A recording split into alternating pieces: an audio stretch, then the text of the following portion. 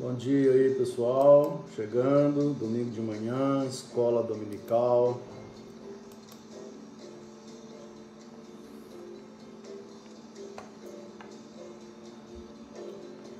Enquanto o pessoal vai chegando, nós vamos aí ouvindo um louvor de vencedores por Cristo. Muito bem.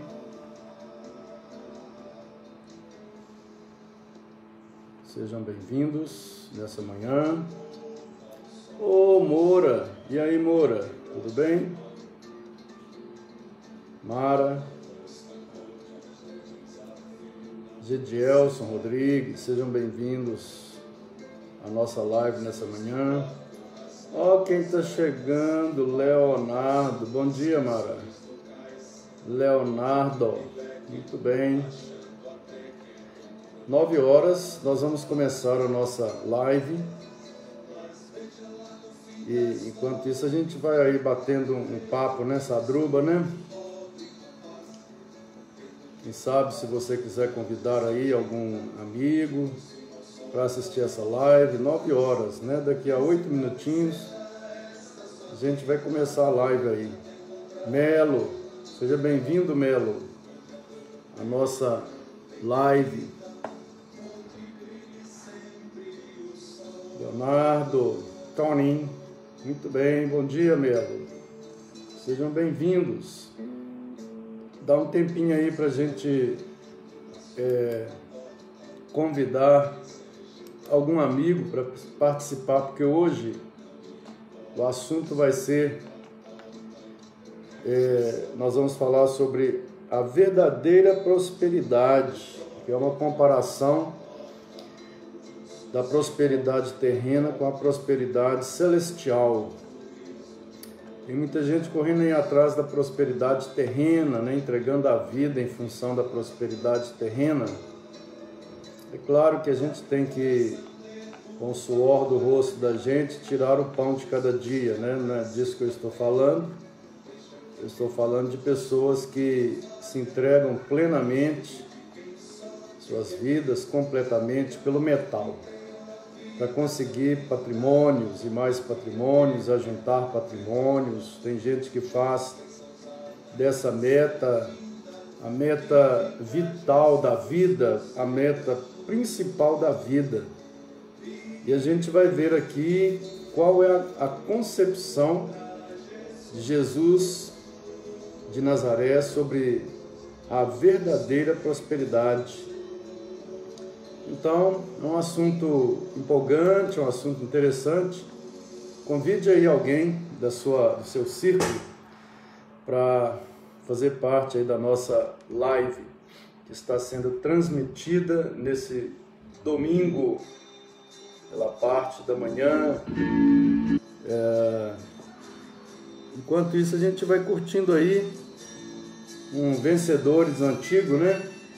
Vencedores. Então, e a nossa prima Rosângela Carvalho está chegando também no pedaço. Seja bem-vinda, prima. Então,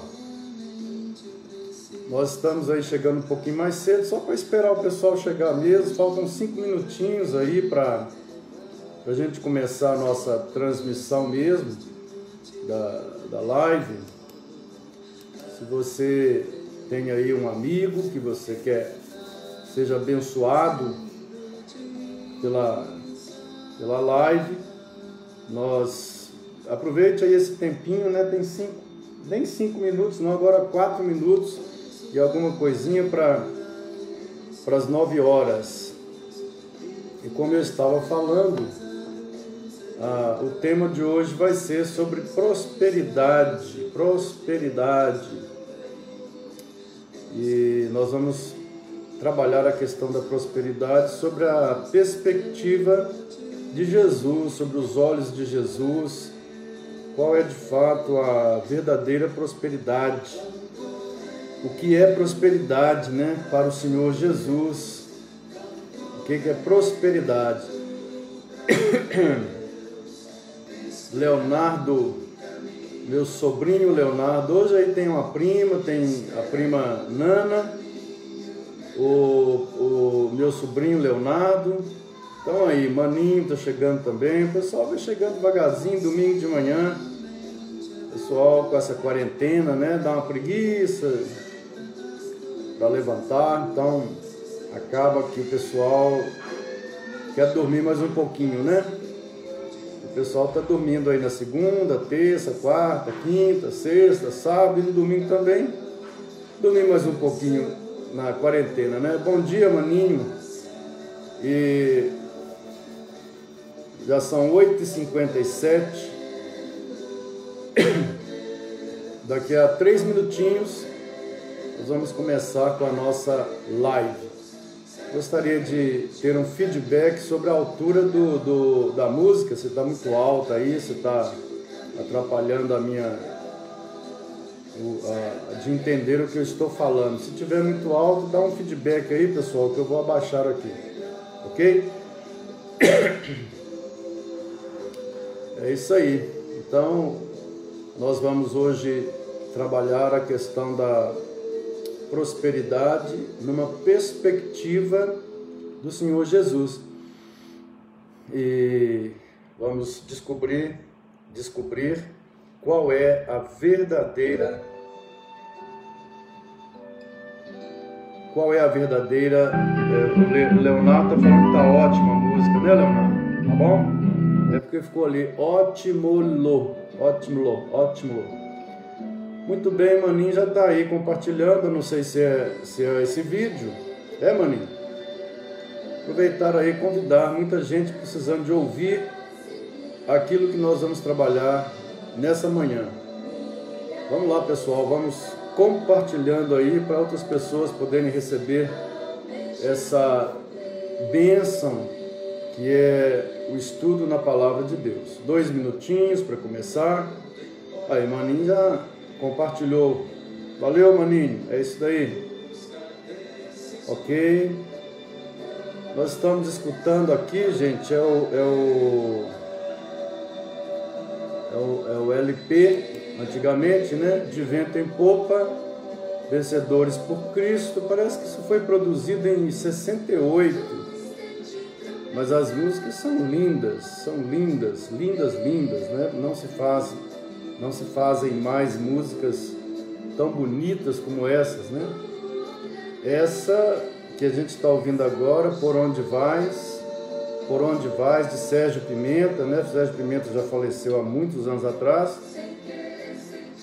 A letra e música dele, ele fazia parte dessa equipe aqui de Vencedores por Cristo. E a letra linda, as músicas muito bonitas, né? Quem quer ouvir música calma, né? Tem gente que não gosta. Tem gente aí que gosta de rock mesmo, pauleira, mesmo música cristã, tem que ser rock pesado, né? O meu estilo é mais de ouvir esse tipo de música de vez em quando, né? Outras vezes gosto de uma música mais com ritmo mais, o andamento, né, do ritmo mais rápido. Esse aqui é um andamento mais devagar. Romilda está chegando aí, seja bem-vinda, Romilda. Ok. E agora também, a música, a gente vai dar uma propaganda aqui no WhatsApp, a propaganda no YouTube, né? Nós vamos pular. Já são 9 horas, não é isso? Gustavo chegando, vou baixar um pouquinho aqui o som. Isso, deixar só lá no fundo mesmo para descansar. E a gente então vai começar agora o estudo da Palavra de Deus nessa escola dominical. Isso é uma escola dominical porque, como nós não podemos nos reunir, eu estou transmitindo para a igreja através aqui da live, né? Então, e aqui atinge um público maior, né? Além do pessoal da igreja, há outras pessoas que podem participar da nossa live. Também tem a Jussara Magalhães chegando, assistindo aí. O Pacífico fez 50 anos ontem. Quem não deu parabéns para o Pacífico aí tá em tempo ainda, viu, gente? 50 anos Tá ficando velho, hein, Pacífico? Muito bem, pessoal. Brincadeira à parte. Vamos ler a palavra de Deus lá em Efésios, no capítulo 3. Somente o versículo 20. Se você tem uma Bíblia aí agora no seu celular ou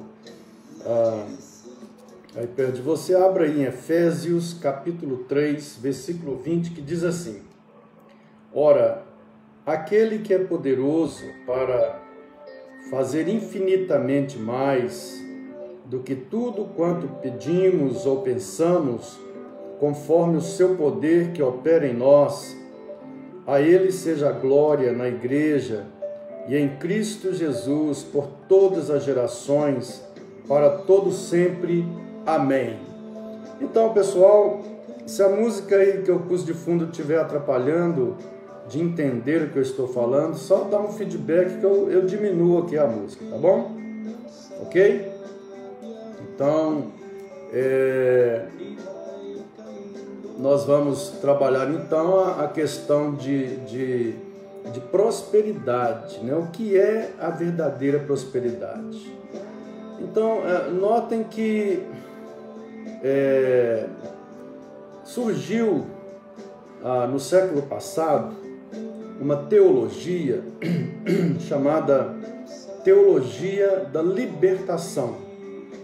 É uma teologia que nasceu de pensadores protestantes e que eles ensinavam que Jesus veio para libertar o homem de todo tipo de opressão, e o foco dado pelos pensadores dessa linha foi a opressão política, social e econômica.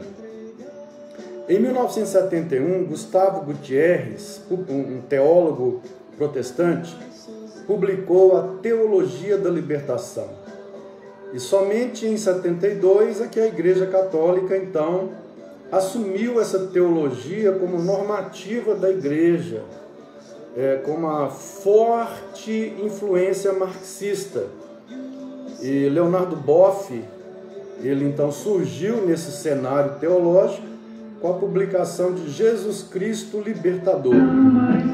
Naquela época, algumas igrejas protestantes romperam com a igreja tradicional, histórica, e caminharam para esse lado aí da teologia da libertação.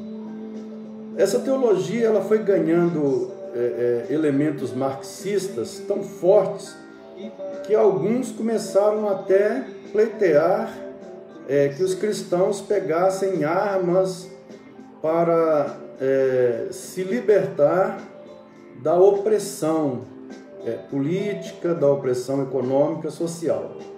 O PT foi gerado, o PT é filho dessa teologia da libertação, muito defendida nos anos 70 e 80, né? Foi naquela época lá que essa teologia ela era muito defendida. Ao chegar nos anos 90, essa teologia declinou, começou a cair, não teve mais influência, principalmente quando o comunismo desabou juntamente, né, com o muro lá da Alemanha Oriental. Então essa teologia ela perdeu a sua importância, e hoje praticamente não tem muita importância como teologia, tem como ideologia, né? Nós estamos vendo aí o recrudescimento das ideologias de esquerda no mundo inteiro. Surgiu então, lá pelas idas dos anos 50, nos Estados Unidos, uma outra teologia. Quando eu falo anos 50, 1950, né, era uma teologia de cura. Depois ela tomou o nome aqui no Brasil de teologia da prosperidade. Eram movimentos de cura, de pastores que saíam pregando nas igrejas e orando para curar. Não havia isso antes na igreja cristã, esses movimentos de cura. Hoje está muito claro diante de nós, igrejas que só vivem em função de cura o tempo todo. Pois bem, esse movimento surgiu no século passado, também surgiu lá nos Estados Unidos, e esse movimento foi adotado aqui no Brasil, né, nos anos 50 pelas igrejas neopentecostais. Muito embora que nos anos 1950 não havia ainda configuradas igrejas neopentecostais aqui no Brasil. Elas vão surgindo após os anos 50, essas igrejas neopentecostais. Segundo essa teologia, Jesus ele veio libertar o homem. Agora não é da opressão social e política, como a outra da libertação, mas ele veio libertar o homem da escravidão, da miséria, da doença e da morte. Segundo essa teologia da prosperidade, Deus não quer que o homem seja pobre, Deus não quer a doença e Deus não quer a morte prematura. Então, no caso, a pobreza é obra do diabo, a miséria dessa teologia é obra do diabo, a questão da econômica, né? A questão da saúde, a doença também é obra do diabo. Então, é por isso que é preciso repreender a doença como ação do diabo. E a morte prematura não é da vontade de Deus. Deus quer que o homem viva por muitos anos. Essa teologia prega praticamente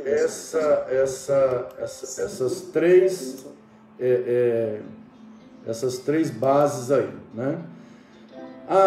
Ela também prega a palavra positiva e o uso enfático à prosperidade econômica.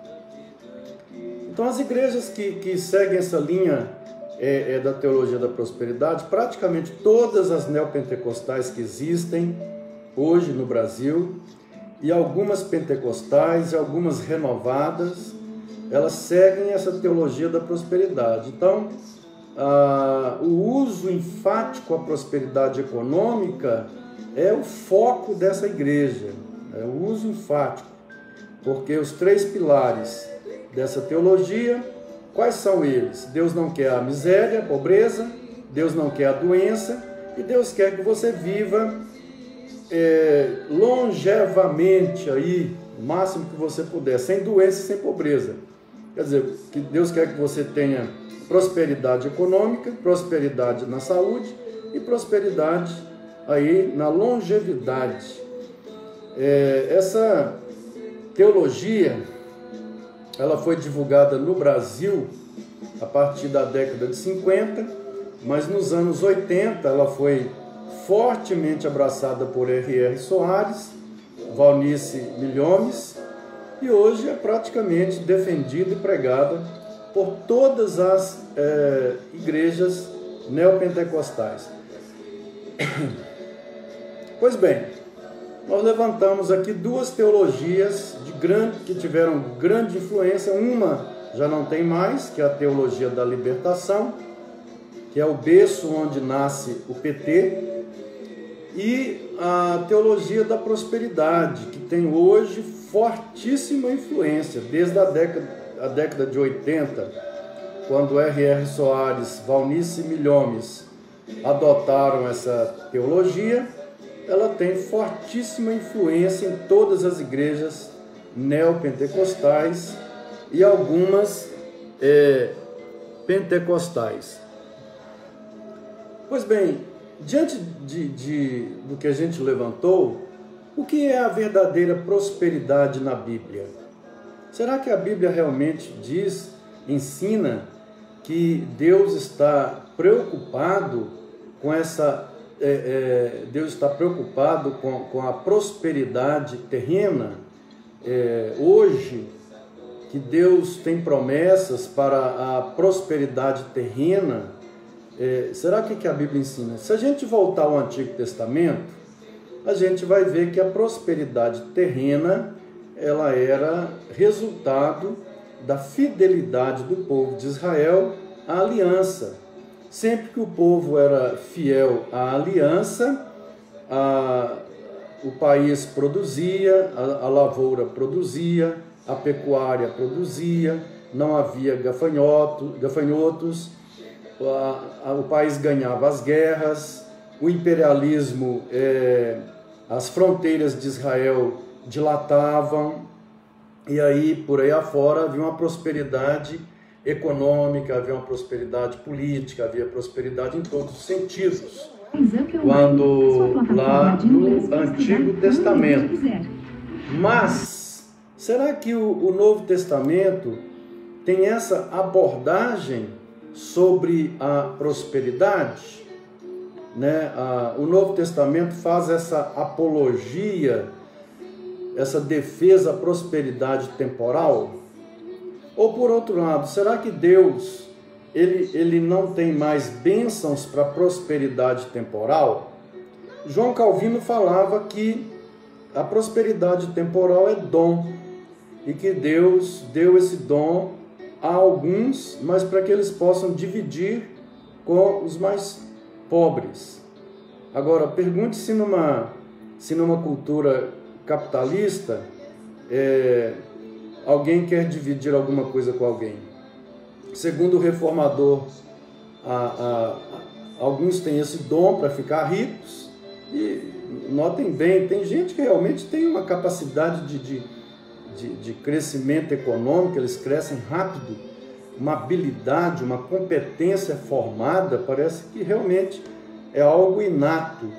Mas aí a segunda parte da moeda, a outra face, é que eles recebem esse dom, mas para que possam auxiliar aqueles que são mais pobres. Vejam como que o Criador faz as coisas. Ninguém tem o dom para ficar rico para si mesmo.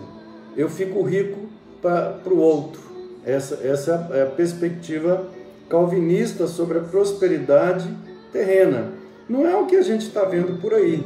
O que a gente está vendo por aí é que todo mundo procurando prosperidade nessas igrejas, para ter conforto, para ter bens, para acumular bens. É a outra lógica, completamente diferente da lógica da palavra de Deus. Pois bem, para quem está chegando agora, hoje nós estamos falando sobre a verdadeira prosperidade. E o texto básico encontra-se em Efésios, no capítulo de número 3, no versículo 20 e 21, né? Que diz, que a palavra diz, né? Ora, aquele que é poderoso para fazer infinitamente mais do que tudo quanto pedimos ou pensamos, conforme o seu poder que opera em nós, a ele seja a glória na igreja e em Cristo Jesus por todas as gerações, para todos sempre. Amém. Muito bem, Paulo, quando escreveu essa carta, lá pelas idas do ano 60, 62 depois de Cristo, ele, escrevendo aqui aos Efésios, ele está dizendo aqui, no contexto do que foi lido, que o grande projeto de Deus é que Cristo habite definitivamente em nós como uma forja, como uma forma, que nós sejamos forjados, formados pela estatura de Cristo, ou pela forma de Cristo. Cristo como verdadeiro homem, pleno de humanidade. É isso que Deus quer para nós, que nós sejamos reumanizados até a plenitude em Cristo Jesus, que sejamos verdadeiramente humanos, porque o pecado vai nos desumanizando, vai tirando de nós as características da verdadeira humanidade. E é nesse contexto aqui que ele fala que Deus é poderoso para fazer infinitamente mais do que tudo que pedimos ou pensamos. O contexto aqui é de Cristo nos forjando, nos formando. É nesse contexto aqui que aparece esse versículo. Pois bem, Eu quero então passar aqui a levantar 3 informações do texto importantes sobre a verdadeira prosperidade. Qual é a verdadeira prosperidade? É ter dinheiro, é ter saúde, é ter longevidade, que são as bases da teologia da prosperidade. A verdadeira prosperidade, ela é terrena. A verdadeira prosperidade é a acumulação de bens. A verdadeira prosperidade é de fato o que está sendo ensinado pela teologia da prosperidade, ou há ou não, ou a verdade é outra.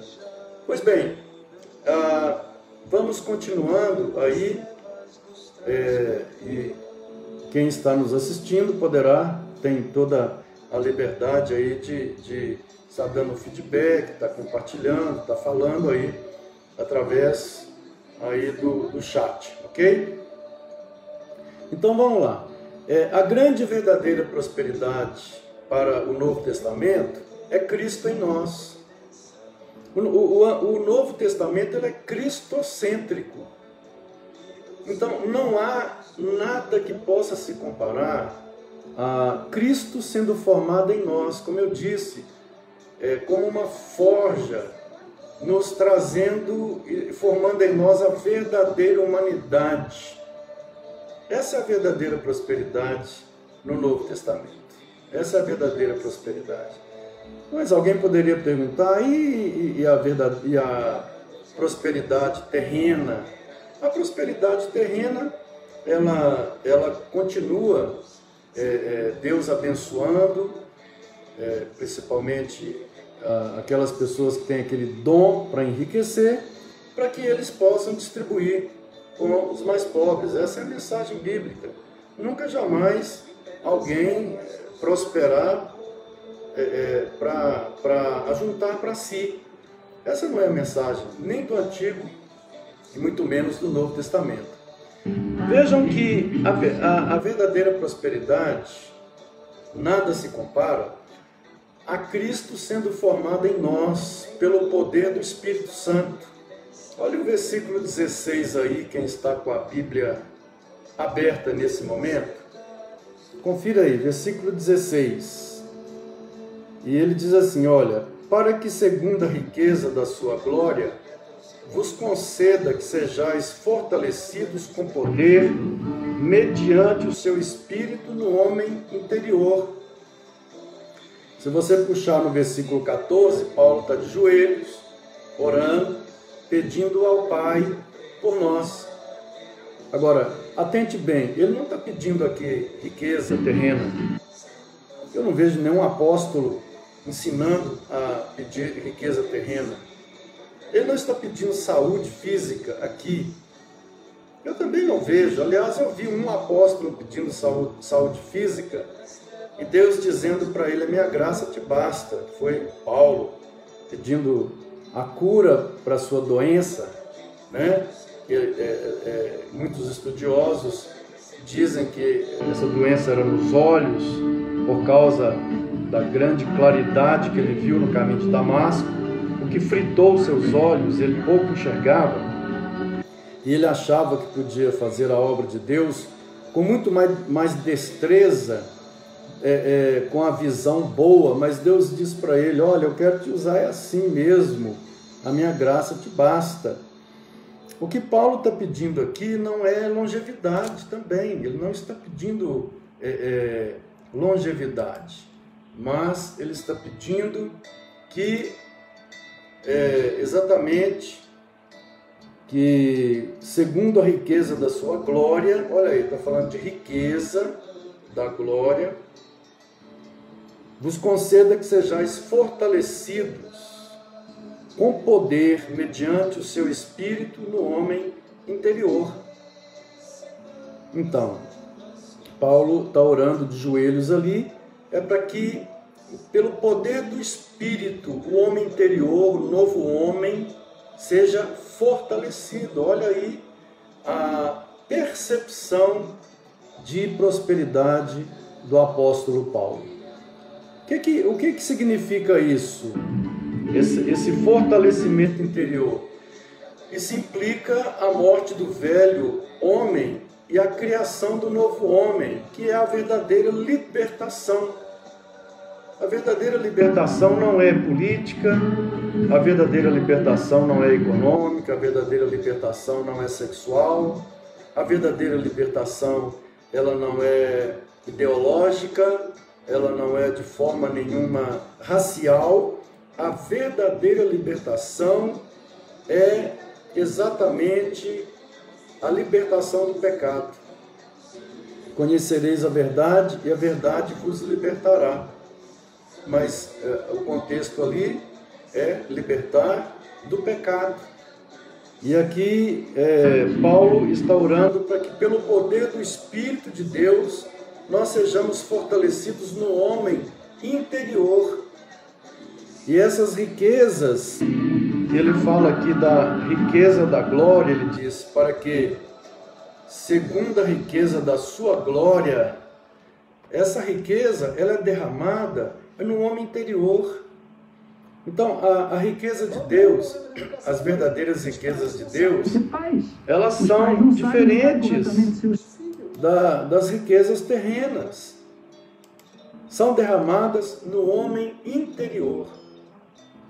Então, nós estamos aqui fazendo uma comparação. O que é a verdadeira prosperidade? Para o Novo Testamento, a verdadeira prosperidade, ela é Cristo sendo formado em nós. Não tem outra prosperidade que se compare a essa. Mas há um segundo ponto, além de que esse Cristo é formado em nós pelo poder do Espírito Santo, no homem interior, há um segundo ponto que Paulo diz no versículo 18. Vejam bem, a fim de poderdes compreender com todos os santos qual é a largura e o comprimento e a altura e a profundidade, a fim de poderdes compreender com todos os santos qual é a largura, o comprimento, a altura e a profundidade. Não sei se quem está com a Bíblia na mão, se leu aí o versículo 17, porque ele diz assim, olha, e assim habite Cristo no vosso coração pela fé, estando vós arraigados e alicerçados em amor. Ele está orando para que o Espírito Santo nos fortaleça no homem interior, para que Cristo habite em nossos corações pela fé.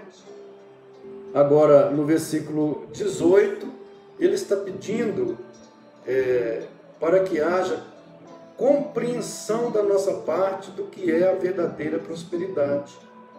Não é isso? Então ele está pedindo para que nós compreendamos qual a largura, qual o comprimento, qual a altura, a profundidade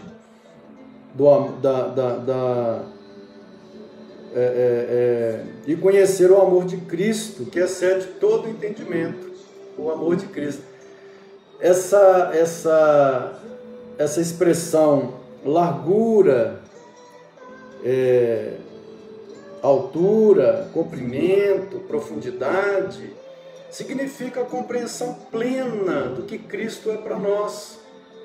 Isso nos lembra daquela metáfora do templo, lá em 1 de Pedro 2, versículo 5, que diz que ele é a pedra principal da construção e que o Evandro está falando que o som está interferindo no áudio.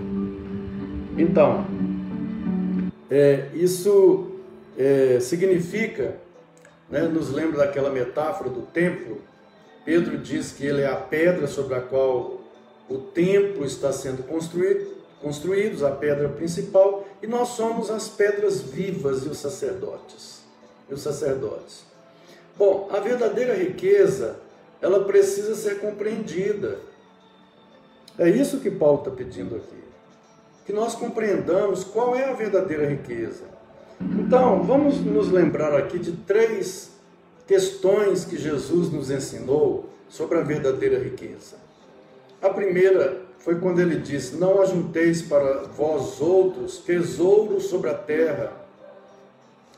Essa é uma palavra que os teólogos da prosperidade não gostam. Se eles pudessem, eles tirariam essa parte da Bíblia. Não ajunteis para vós outros tesouros sobre a terra, porque a traça corrói, o ladrão furta ou rouba, não é isso que ele diz lá? E a ferrugem destrói.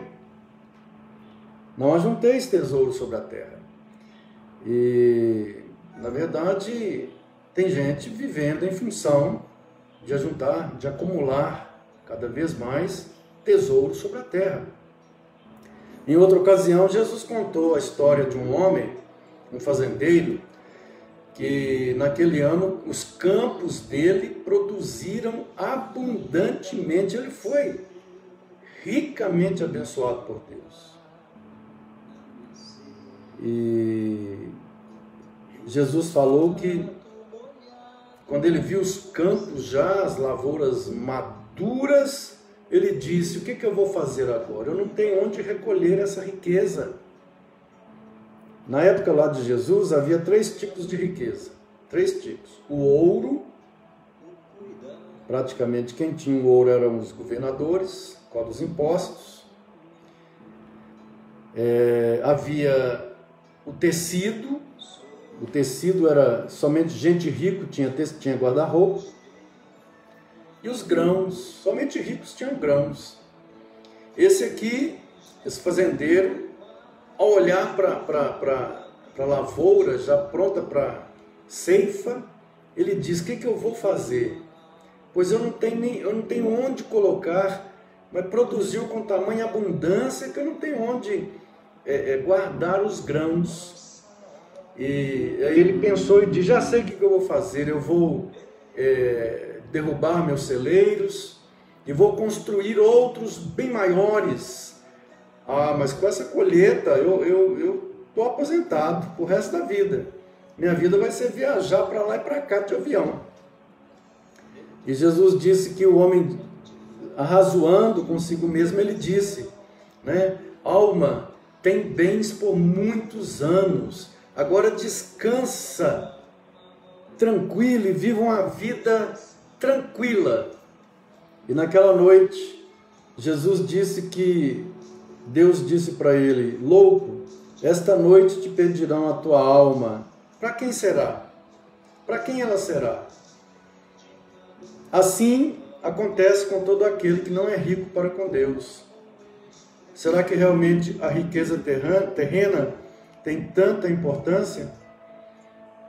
Ainda um outro texto que a teologia da libertação nunca lê, os teólogos e pastores e missionários da libertação nunca leem esse texto nas igrejas deles.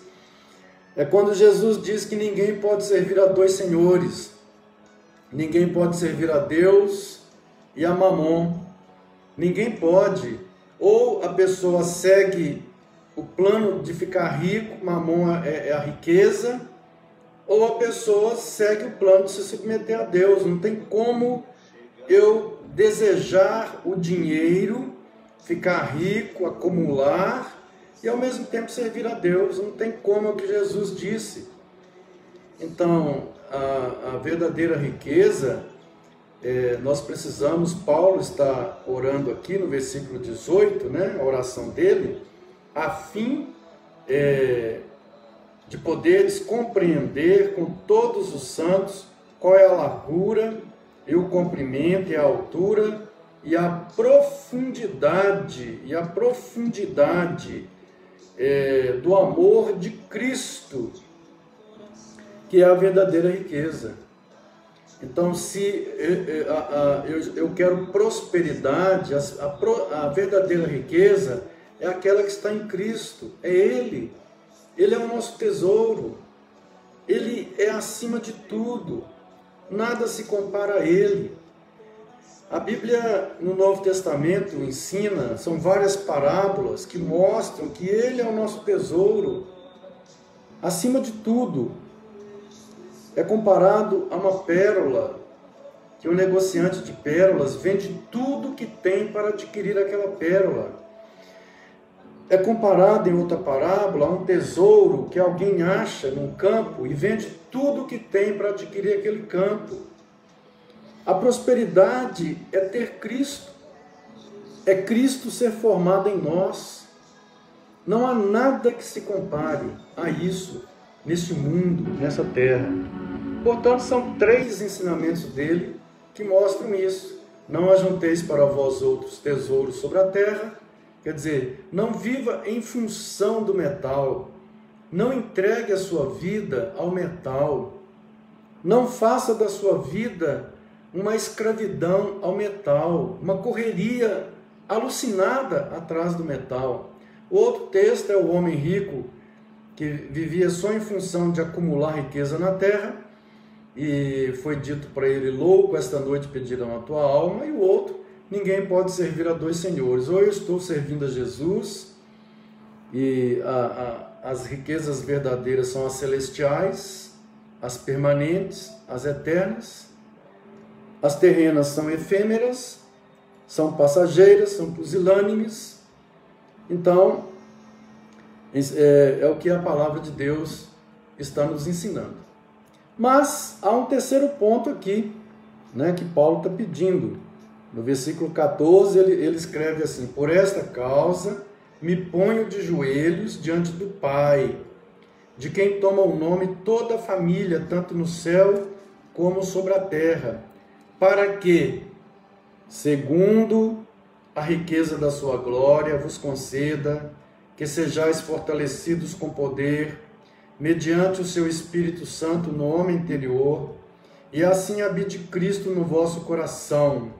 Então ele está orando, em primeiro lugar, para que, através do poder do Espírito Santo, Cristo habite em nossos corações. Isto é, ele venha forjar em nós a verdadeira humanidade. Em segundo lugar, ele está pedindo no versículo 18, a fim de poderes compreender o que é a verdadeira prosperidade. Os bens verdadeiros não são os terrenos, que são efêmeros, passageiros. No momento em que o corpo é colocado no caixão, não leva uma moeda. O dinheiro é a causa de toda desgraça. É claro que a gente não vive aqui na terra, a gente precisa do dinheiro, mas o dinheiro não precisa ser o nosso Deus. O dinheiro não precisa ser a causa da nossa vida e, ao mesmo tempo, ele não precisa ser o objetivo da nossa vida. Ele precisa ser apenas algo para que eu sobreviva, para que eu tenha o que comer, onde morar, para que eu tenha como sobreviver. Agora, nós precisamos acumular, sim, bens, nos céus. E Jesus falou: não ajunteis tesouros na terra, mas ajuntar tesouros nos céus. O homem rico, Jesus disse assim, é aquele que é rico para si mesmo, mas não é rico para com Deus. A verdadeira riqueza é a celestial, é a eterna, a permanente, a que não acaba e que nos foi dada em Cristo Jesus. Ele é a nossa riqueza, a nossa prosperidade. E para concluir, no versículo 19, ele diz que, na oração dele, está pedindo, né? E conhecer o amor de Cristo, que excede todo entendimento, para que sejais tomados de toda a plenitude de Deus. Então, se no primeiro momento é o Espírito Santo que está produzindo isso em nós, no segundo momento, para que nós tenhamos a compreensão da verdadeira prosperidade, no terceiro momento, para que haja conhecimento do amor de Cristo, que excede todo o entendimento, para que sejamos tomados e sejamos cheios de toda a plenitude de Deus. Então, o amor de Cristo, nós precisamos conhecê-lo não apenas via catecismo. O verbo gnosco no grego, conhecer, além de uma percepção intelectual, é também uma experiência. E o que Paulo pede aqui é que nós experimentemos, não só tenhamos consciência do amor de Cristo no sentido de intelectual, no sentido, mas que tenhamos também conhecimento experimental desse amor de Cristo em nossas vidas. É o que Paulo está pedindo, o amor de Cristo que excede a todo entendimento. Quando nós experimentamos esse amor de Cristo, nós nos enchemos de uma paz tão grande, mas tão grande. E as cadeias da escravidão ao metal, ao dinheiro, essas cadeias quebram. Nós começamos a enxergar qual é a verdadeira prosperidade, quais são os bens verdadeiros.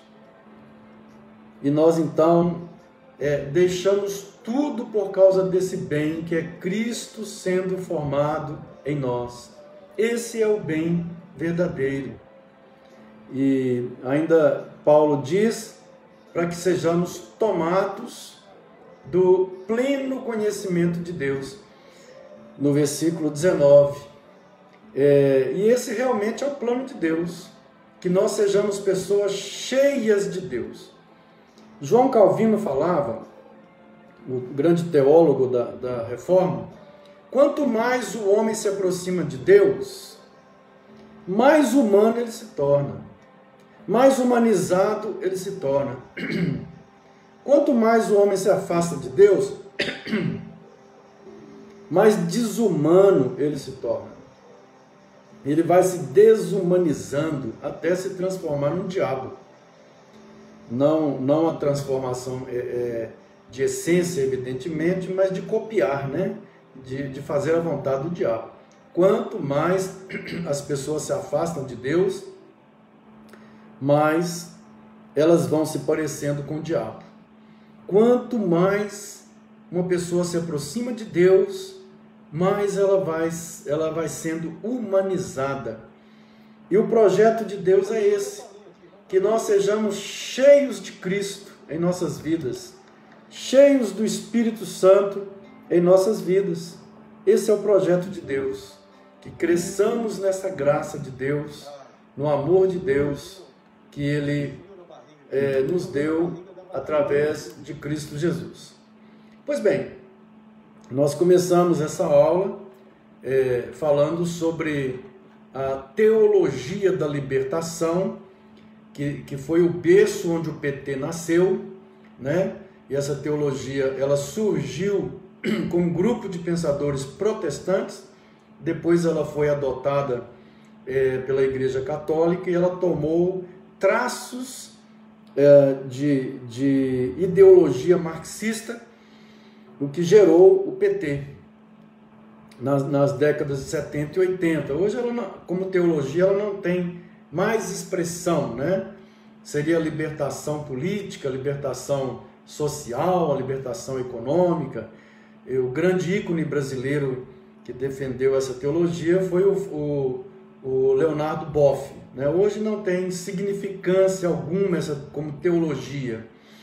Depois veio a teologia da prosperidade dos Estados Unidos, né? Ela foi importada para o Brasil, principalmente aí na década de 70 e 80, ela começou a ganhar, recrudescer no Brasil através de R.R. Soares e Valnice Milhomes. Hoje ela é adotada praticamente por todas as igrejas neopentecostais, e essa teologia ela se baseia em 3 pilares. Deus não quer a pobreza, Deus não quer a doença, Deus não quer que a pessoa morra com a idade novo, pessoas novas morram, mas que vivam até grande longevidade. E as igrejas que pregam essa teologia da prosperidade, o dinheiro, né, o fator econômico da prosperidade econômica é o foco e o auge dessa prosperidade terrena. Nós vimos que essa oração do apóstolo Paulo vai contra completamente o ensinamento da teologia da prosperidade, né? Para o Novo Testamento, e nessa oração de Paulo, a verdadeira prosperidade é Cristo sendo formado em nós. Essa é a prosperidade que todo homem deve desejar, anelar, almejar em suas vidas. Cristo sendo formado em nós pelo poder do Espírito Santo. Essa sim é a prosperidade que todos nós devemos querer em nossas vidas.